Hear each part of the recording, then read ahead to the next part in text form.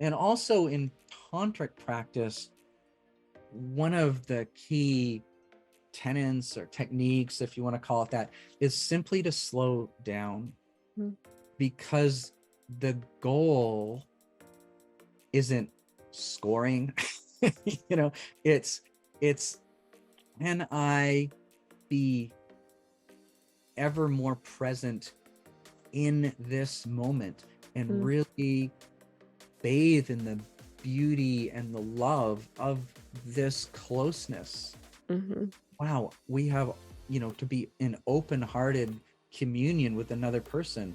And so I think it's useful to ask yourself, and I do this, how slow can I go? Welcome to Alignment Adventures. This is a podcast where we explore what it means to live a fulfilling, aligning, and present life. I'm your host, Lindsay Tanner, and I am so grateful that you are here.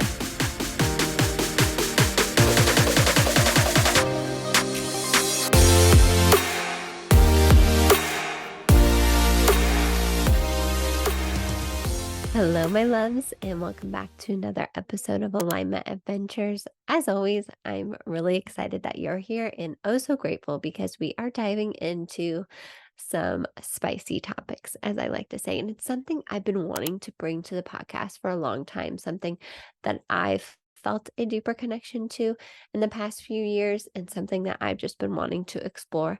But today we are talking with Lyon Folsom. So Corey is a highly regarded love and relationship coach and the author of Soul Statements, a love coach's guide to successful communication. So he actually had a spiritual soul awakening that led him to becoming a Tantra teacher. And then he's been a relationship and intimacy coach since 2012. So he helps people from all over the world by removing blocks in love and increasing the potency with which they show up in life. So in this conversation with Corey, we start with some things that are applicable to all, like tuning into your heart. We talk about soul statements, which is what his book is about, and how they're kind of like affirmations, but so much more, and things that you can actually benefit from and relate to your life. We talk about how we can use like different turmoil that happens in our life and how we can change that perception to benefit us. And then a topic that I really wanted to dive into with him is relationships and how to connect with people that maybe don't hold the same beliefs that you do, or maybe even connecting with your romantic partner on like topics that you're really passionate about, and like if you're really into something and they're not, how to relate on that. And his insights on that are so fascinating. And then the last thing that I really wanted to get into was the spiritual connection to sexuality. First of all, I love just going there. That seems like a taboo topic, right? And two, the practical takeaways that he has on how to make that a more spiritual practice relate to everything in our life, not just sex. So, with all that being said, let's get right into the conversation. You guys are going to love this one. Corey, thank you so much for coming on Alignment Adventures. I'm truly so excited for this conversation. I feel like we're going to open completely new realms for myself and my audience. So, thank you so much for taking time to come on the show today. My pleasure, Lindsay. Well, I always like to start with this question, and you can truly answer in any way just to get a feel for who you are and what you stand for. But who is Corey? Well, Corey is a person who's had a wide variety of unusual experiences, someone who's thought about deep questions. And I think of myself, part of my identity is that I strive to be honest with my own motivations, why I did something or didn't do something. And I'm a father, a coach, an author, a student of history, and I would also add a seeker of truth. Yes. I relate to that last one. I feel like I'm always seeking for the answers to maybe questions I will never get the answers to, but I definitely relate to that. So thank you so much for sharing that. That's a beautiful way to answer that. And the next question I love to follow up with, again, it just kind of helps us go deeper into this topic of how do we live our most aligned life. But what does living in alignment mean to you? Living in alignment means keeping my promises to myself and to others. It is remembering who I am, Mm-hmm. having my surface expression congruent with my deeper self. And so it's a process of bringing myself back to the present moment, making my actions reflect who I believe myself to be, who I really am as a soul. And it's a bit of a moving target. That's my aspiration, and that's maybe I'm not always 100%. I'm definitely not always 100%, but that's what I aspire to. I love that answer. And I agree. And I was just reading a part of your new book, Soul Statements, and something that I loved about how it just hops right in. And that is one of its main goals, it seems, is to just help us remember our truth. Because I find that perplexing, fascinating, almost get angry sometimes that like we do have this deep truth that we've just all forgotten and we get so caught up in the mundane. So, what are your tips to really help us kind of like tap back into our truth or to help us remember? Maybe someone that is like so far off the path, they don't remember that they are, divine love and connection and all the things. What are some ways that they can tap back into their truth? Sure. Well, firstly, the world has a way of bringing us back eventually. And so, I'm not going to necessarily second guess anyone else's spiritual progression or evolution. And one of the ways we can intentionally is just to stop talking and start listening to our heart, to what's moving us on the inside, uh, Mm, what I'm feeling, and you know, but also, where does that feeling come from? Is it coming from anxiety, or is it coming from a sense of my own destiny, or something in between? And so those silent, quiet times with self, I think, are really key to living a life of alignment. And so I build in times in my day where, okay, this is my time to just be quiet and still. And then during my day, then I have a soul statement that anchors me back to who I really am on the inside. I love that. I think that is so useful to people to like to have practical tips that help ground them in their truth and ground them in the present moment because it's so easy to get caught up in life. Life just happens. So, can you elaborate a little bit more on soul statements? Again, I was just diving into your book and love that idea. It sounds like a cousin of affirmations, but not really because we know affirmations are the buzzword. Everyone talks about that. But what are soul statements and how can we, kind of form our own and then use that again in any situation to help us just come back to this moment? Yeah, well, I love that you're speaking pretty much directly to the heart of this book. And Yay. it I guess you could call it a type of affirmation, whereas a typical affirmation that we're more familiar with would be really emotioning ourselves into a future state or situation by feeling it as if it's already happened, Mm, where we're putting ourselves, calling that in and being resonant with that. However, a soul statement is a declaration about something that's already true, mm, and you don't have to try to deceive your brain or your psyche uh, by saying, "Oh, this is here," when it's maybe not quite.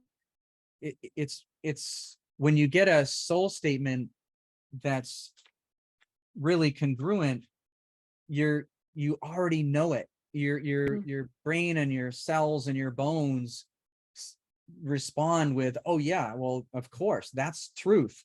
And so an example might be, uh, I have a loving heart, or my heart is a treasure. mm. And our cells will go, yeah, like, definitely. And so that's something we can just keep coming back to. And of course, you can have a ready-made soul statement, kind of a go-to, but you can also have some that or more for a given situation. For instance, if you're maybe wondering if you're up to a certain task, you might use a soul statement such as, there is grit inside me, Mm. or I'm stronger than my challenges. I love that. So you can kind of tailor them to the situation. And another thing that you said that I found very useful is like saying the soul statement and feeling it, and then like taking the next best action that's in alignment with that statement. And again, I just feel like that's such a practical way to just help us come back to our alignment again and again. That's what this podcast is all about. Like we veer off the path, right? And that really just helps us get back on the path. And yeah, when you say some of these things, or if you read them in your book, like you see this statement and it's true, you can just tell when something is your truth. Like you can feel it in your body, it resonates with you. And I think that it's just helpful for people too to like tap into what it feels like to be in that energy. So thank you for sharing that. I love that. Now, a question I do have, and something that you mentioned right away in your book, was just like all the life experiences that you've had, and like, I guess you could say the quote unquote like turmoil, people would say. How do you feel like you've taken those experiences of all the different things that have happened to you and like use that to propel you towards your highest good? Because I feel like every time something like that happens, myself included, especially in this past month, you can like take those things and you can like let it define you and drag you down, or you can let it like propel you towards your highest good. And what tips do you have for other people Yeah. navigating those things Well, to see it in that way, that it is, even if it's something that seems really like shitty, it's for your highest good. yeah. So, I can talk about how I came to understand different situations. And firstly, I consider that, life doesn't necessarily serve up awesomeness just because we have in our mind that's what we want. I think that life serves up things to see what we'll put up with. Mm, And where is your self-esteem, or your concern, or your fears, like, oh, I better just do this thing because I don't know what else would happen. I don't know what else opportunities might come along, so I'm just gonna do what I know, even though it doesn't really support me as a full human. Maybe it takes care of paying a few bills or gives me something to do, but mm, I think that when I would look back on things, or even maybe when I was in the middle of something, I would think to myself, well, what is my part in this? How do I contribute to this unhealthy dynamic? Or, mm, where have I put up with less for myself? Where have I set the standard for how I'm going to be treated? Because no one's going to treat me better than I treat myself. Why should they? I get to set that bar. And so in times past, I've set the bar low. And over time, as I've grown as a person, I realize, oh, I'm raising the bar. mm. Um, so I'm not quite sure I fully answered your question, but that's where I thought to go with that. No, I think that's a great point. Like when things like that happen, it's either like a mirror back to you, something that we need to realize inside of ourselves, which I agree, or it's like a boundary we're not setting, or we're settling for something. I find that last one to be true for myself a lot of times, and I'm sure a lot of people can relate to that. So much settling can happen, or I always say we should on ourselves, like I should do this, I should do that, and then something turmo I always have trouble saying that word, tumultuous.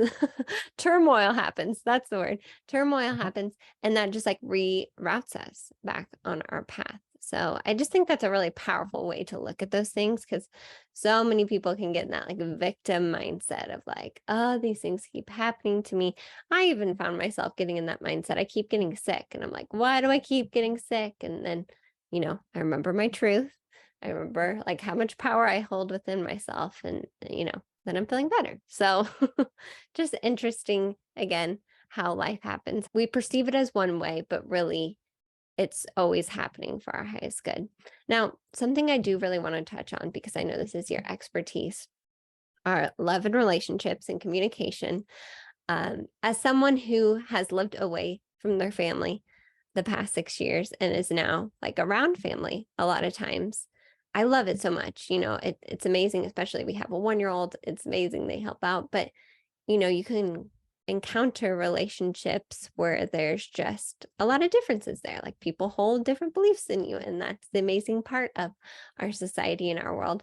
So, what tips do you have, I guess, for anyone, whether it's an intimate relationship like their partner or maybe just someone close in their family where they feel like they really struggle connecting in that way on a Yeah. deeper level? Yeah. I would say, firstly, to speak from your own experience versus telling someone else your evaluation of them or your evaluation of what your critique of what they did or didn't do. Mm, And because you're the expert on how everything impacts you, what it's like to be Lindsay, and it's actually incumbent on you to let everyone else know, oh, this is what it was like to be me when X or Y happened. mm, And so there's not a there's it's a lot easier for people to stay away from defensiveness if you're not critiquing what they did, but you're just saying, this felt bad, or my heart contracted, or when I was worried, I didn't hear from you, or the communication wasn't there, whatever it may be. And mm, so just speaking to your own experience is really foundational. So, the conversations that you have with yourself too, there's things that happen, and then there's what you make it mean. And so if you can avoid building a big story, and instead just go directly to this other person and say, it seemed like you were rushed and snappy, or that's just what it felt like to me. I just want to give you the respect of asking what was going on with you. I'm trying not to make an evaluation mm. or anything like that. I just become so it's also becoming curious about the other person's experience, and then you have a basis for this mutual understanding. Like, oh, they're trying to understand me. That's Mm. kind of refreshing. And they're naturally a bit more open to being curious about what it was like to be you. Mm. So yeah, so speaking about your own experience and then just being curious without critiquing. Yeah, that last thing you said really hit home of like they're just trying to understand you. Like I feel like a lot of times I make up the story that like people are judging me just because I'm very passionate about the things I share on here and that's not everyone's way of life and that's okay. Um but I love that frame of thought of like they're not necessarily judging you, they're just trying to understand. And back to what you said again, I found so much power in that too of like just how you word things, especially with my partner, with my husband, like that defensiveness piece of being like, I felt this way because of that. And not being like, you did this, blah, blah, blah. The way Mhm. that you word things truly does make a world of difference of like just talking from your experience. I love the way you worded that. This is how I experienced that situation. Was it the same for you? Was it not? And I think a lot of times, myself included, it's just finding that comfortability with people of like, can we go there? Can we go that deep? So that kind of brings me to my next question. And I wonder if people feel this, like whether it is their like romantic relationships or, other relationships they have in their life, if they want to like just go deeper with someone, like let's say they're like me and just really getting into like spirituality and consciousness, and maybe their partner just isn't quite there. Do you have any tips for that? Sharing what you're learning without like overwhelming people, or maybe just helping people be curious. I love that you said be curious. I think that is such a powerful energy to be in. So do you have any tips on like deepening a connection with someone Yeah. Uh, in that way? well, one thing is to realize that, or at least hold the attitude, I'm not the most important person in the room. Hmm. Whether you are or not, you probably aren't, but it's just a useful perspective. And so, and also realizing that this person whom you're with, whether it's a significant other or somebody, they're not a draftee. It wasn't, they didn't get the letter saying you're assigned to this person, like it or not. And so you chose and hopefully are choosing each other. And so maybe treat them more like a volunteer that they are. Mm-hmm. and and that being said, you know, your primary relationship commitment is to your own heart, your own clarity, your own truth. And what I believe you really owe another person is truth. Then that circles back to a solo practice, spending a little bit of time in quiet each day. And and so you're you're allowing for whatever messages of your spirit, you know, to bubble up, to percolate upwards. And if you sit long enough, that's just what happens. I find it so interesting how it always comes back to like our inner world. And that's what a lot of the teachers say, right? Like our external world is a reflection of our inner world. I think that's a very powerful way to look at relationships too, because I think a lot of people can get stuck in that energy of like, I have to change this person or I have to change this situation. And just remembering that true change always comes from within first. Like, even people that may trigger you or whatever, that's what I try to remind myself too. I'm like, okay, this is always an invitation to go within and see what inside of me either needs healing or needs to be seen or needs to be felt or whatever it may be. So thank you for sharing that. I think that's just a very powerful way to look at relationships. Now, while we're on the topic, is there anything else, like any other hot tips you have maybe for people just craving more connection or maybe intimacy in those relationships, in those people that are close to them? Anything that we haven't touched on yet? Yeah. And so I was thinking of a soul statement that when you're in a bit, whether it's conflict or just not knowing what to do in a given situation with an intimate partner, uh, you might say something like to yourself, when I trust love, I can handle whatever happens. Mm. Or maybe you could expand that and say, when I trust the love that's in my heart, I can handle whatever happens. And so, or you might say, my heart is a trusted guide, Mm. and just keep coming back to that. So that's a way that soul statements can kind of keep you centered more. And of course, the best answers come from our center. Yeah, no, I agree. That's great. Do you have any like tips? Should we keep these soul Sure. statements on like our phone or like in a note somewhere or sticky note, or what's the best way to remember them?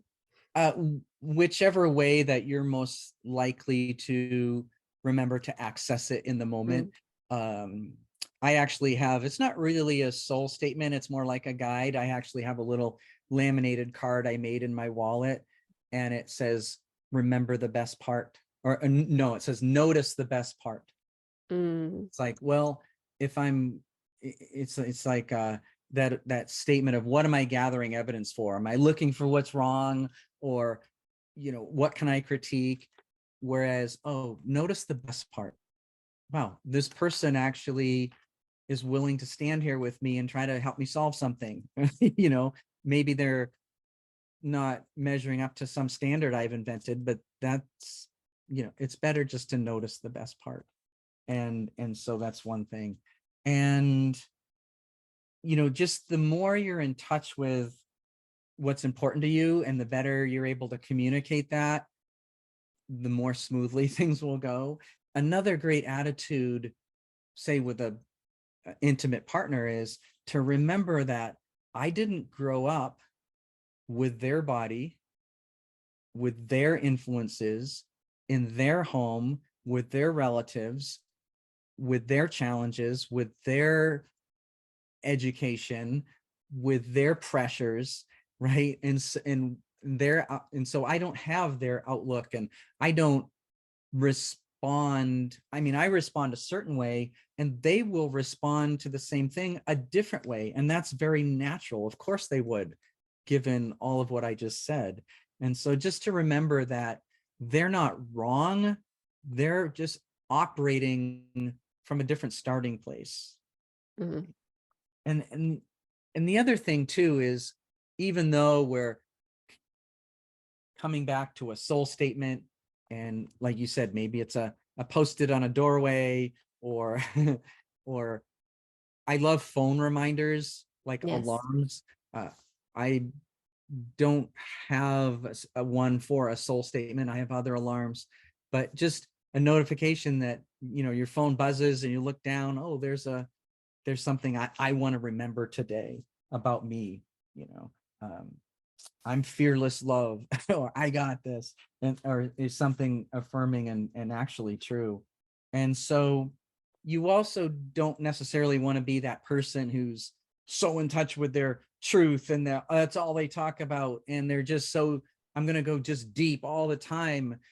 Ideally, this touching of our depth, and knowing, having these reminders of who we really are, allows us to actually be more Mm, lighthearted, and flow with what yes. comes, because we have that self-assurance that we're not so buffeted by the little winds. And that's another way that I think the soul statements can, because you're not saying it out loud to another person. You might say Yes. it out loud to yourself in the mirrors, just sometimes on occasion, but it's really an internal a silent thing. Yeah. And I'm also a fan of just at transitions, just not letting them Mm, be just another mundane part of our existence, but taking an extra 20 seconds to look your beloved in the eye and say, I'm already looking forward to coming home to you, for whatever else is in your heart. And that just really up levels the feeling, and just makes a difference. And it doesn't take long. So I'm just not a fan of these comings and goings just being another something that gets looked over. I think that's great. Yeah. The mundane is perfect for like a little sprinkling of this intention in these soul statements. I think that is a great idea. And what you said about, you know, I think it's a stage of maybe like our evolution that we go through as we like remember these things. But I've definitely been that person where I'm just like so excited about the things I'm learning and rediscovering that I want to share it with everyone. That's all I talk about. But you're right. I think that's just like a stage that we like flow through. But eventually, like the purpose is that it makes us lighter and we can flow through life and not be so attached to things. And it's just interesting seeing the evolution of the humans. So that was a good reminder. Now, another thing, I just feel like you're the perfect person to touch on this with, and this is something that I've been wanting to talk about on the podcast more. And I know that you coach people on this, on love and communication and intimacy, but that is like the connection between spirituality and sexuality. I just notice it in myself, and obviously as a society in general, like so much shame there, obviously, like even saying the words, like some people just like cringe up, right? So Mhm. what tips or what insights have you had when like looking at sexuality through this new lens, through like a spiritual lens? Because really, I mean, I guess everything's spiritual, right? But especially when it comes to like what continues our species and what creates life, what are some ways people can like maybe reframe the way that they see it or just have a healthier relationship with it? Sure. Uh, one thing I really loved that comes immediately to mind something one of my teachers said a long while ago. He said, the same creator who made your mind made your body, Mm, including the parts we don't usually talk about. mm, It's mhm. all a gift from God, in other words. Yeah. And and I also really like uh using thinking of sex as not a word but an acronym, SEX, as it can stand for sacred energy exchange. Mm, And we can hold this beautiful coming together of our bodies and our hearts as a holy sacrament of that sexual union as a holy sacrament, and that mm, we're exposing who we are. I mean, there's just taking your clothes off doesn't necessarily mean you're naked. I mean, just emotionally available. yeah. And you might have a soul statement of living in wonder is a gift and a joy. Mm, And to hold this concept of that, maybe living in wonder for this beautiful person that's willing to share their life with me, maybe that's even my primary job, mm, is to keep returning to them, to remembering they're a wondrous being. And and however they act or react is perfect and natural to their history and their body and everything else that's made them and brought them here. And so, again, we're curious. Yeah. And also in tantric practice, one of the key tenets or techniques, if you want to call it that, is simply to slow down, mm, because the goal isn't scoring. you know it's can I be ever more present in this moment and mm, really bathe in the beauty and the love of this closeness. mhm, Wow, we have, to be in open-hearted communion with another person. And so I think it's useful to ask yourself, and I do this, how slow can I go? mm, you know mhm, can my pads of my fingers move even more slowly or lightly? And and then also, it's like in Reiki or any kind of hands-on healing, when you're the energy coming from the palms of your hands, it's like, well, there's energy happening all the time, whether we're aware of it or not. So why not become more aware of this, and say, how deep can I glow? mm, And I another thing that really helps with lovemaking is to ask, can my body stay relaxed and open? And like, oh, I'm clenching my jaw. It's like, let me see if I can relax my jaw. And I found that relaxing, putting my attention on relaxing my belly and or my jaw, if both of those places are relaxed, then the rest of me is relaxed, because that's where I tighten mhm, up first. So if you focus on where you tighten up first and relaxing that, then you're in a good place. Yeah. And the other thing too is to have this level of trust with yourself, trusting your own voice, and also trusting this other person that they will speak up for their needs, and to honor whatever comes up, whatever's said, and using our voice in service of our needs. And another one I just thought of, I like to think of this, and this isn't just for lovemaking, but just in relationship in general. Am I clinging or am I bringing? mm, So am I looking to, oh, I want to get an experience, or do I want to co-create an experience? Yeah. mm. Yeah, that hits on a big one for a lot of people. Ugh, I've always said that for the longest time, like, the people in your life, especially your romantic partner, should be like the cherry on top, not filling any void or anything. But I know that's hard for people. So that's a good one. And I think all of the tips that you said for lovemaking, for sex, are relatable to real life as well. Like slowing down, uh, trusting each other, voicing our needs, being open. It's just so interesting how that like parallels each other. And I just think a lot of healing and a lot of discovery can be done in intimacy and in that area. I'm very intrigued, and obviously just, this is the first time I'm really talking about it on the podcast.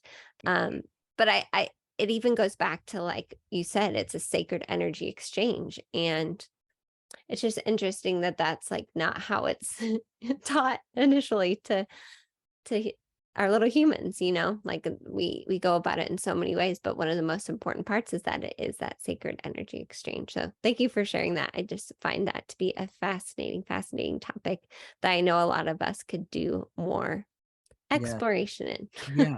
Well, and a beautiful a tantric exploration is just to sit together, knee to knee, or maybe you kind of put your, legs across each other. It's just kind of a sitting embrace, if you will, and just look in each other's eyes, Mm, and just do the how slow can I go, how deep can I glow, from this sitting looking at each other. mm, And and can you just slow down and just feel the texture and beauty of that moment? And that makes for great sex, and all you're doing is sitting there, you yeah. know and by the way, a secret to the eye gazing is for you to pick one of their eyes and look at just that one eye, Mm, and they do the same for you, because otherwise you won't see it, but your eyes are darting back and forth, and you'll think the other person is, you know kind of, but it's just what our eyes do if they're trying to focus on two different points. So look at one eye and all will be well. no, that's a good practical tip. That's probably something I wouldn't think of until I'm in the moment. And I'm like, oh shoot, like which one or what am I supposed to do? Yeah. So that's really And, good. and another thing I was thinking in terms of honoring that voice, that trusting that I will speak up if something feels strange, I don't know what it is, but maybe I'll just speak to that, is I have a sacred contract to love and to loving. And so that's a way for me, I could use that soul statement and Mm, go, I have a sacred contract to love and to loving.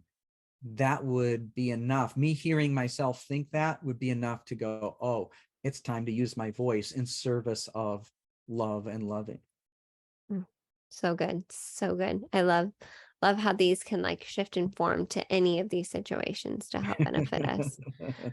It reminded me too of another thing you said. I mean, I know a lot of people can relate to this too. It's just like the clenching, whether it is in sex or just in life. We're probably clenched more than we realize. So, yeah, just coming back to your jaw, or even, I notice at the end of the day, just like releasing the tension in my neck, in my shoulders, in my jaw. Like that's always where we hold it. So, just the practice of relaxing, being being in the moment, especially during sex, that's what's going to take it to that next intimacy level. So thank you for sharing that. Now, as we wrap up here, I just have a few more questions for you. Loved all the things we've talked about so far. But if people are wanting more, we know that your book, Soul Statements, is coming out. Are there other ways that people can connect with you and work with you if they're wanting more of this energy? Sure. I have a relationship website. It's called corerelationship.com.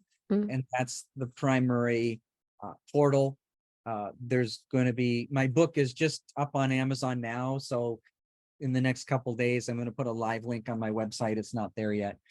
But yeah, that describes more about my approach to coaching and what I do, maybe a little bit about my history. And so, yeah, and I'm on Facebook, Corey Lyon Folsom on Instagram. So I pretty much just stick to those, Facebook and Instagram. I can only do so much. gosh, there's so much nowadays. Yeah, it's hard to keep up. I'm the same way. Instagram, Facebook, podcast, that's about it. Yeah. Love it. Okay. And then my last two questions, these ones are just really fun. I love to ask people what their favorite, I call it alignment activity is. So any activity that you just love doing, space and time seem to float away and you just do it for the pure joy. So what is one of your favorite alignment activities in this Okay. time and space? One of what instantly comes to mind when you mention that is to be lying on my stomach and I'm looking over the edge of a spring of water and my nose is almost at the water and I'm looking down in and I'm seeing down in the depths the sand moving and bubbling from the water coming up out of the earth, and I'm just gazing into that place where the water emerges. I just Mhm. love. I guess you would call it spring gazing. I Yeah. never used that term before, but that is the pretty much the top for me. That's so interesting. I've never heard of that term before. I love the sound of water. Like the sound of water is one of my favorite sounds in the world, but looking at it too, I mean, it's so magical. I always say it's like happy water because it's flowing. It's a good reminder of what we could be doing when we get in this state, right? Is flowing down the river. So I love that. I might have to try that out myself. There you go. And another thing that you mentioned about the water, that like if you're looking out at a lake or the ocean or any beautiful scene, it's actually kind of fun to just say hello to beauty itself. Like, oh, Mm, there's beauty here. I'm going to acknowledge that.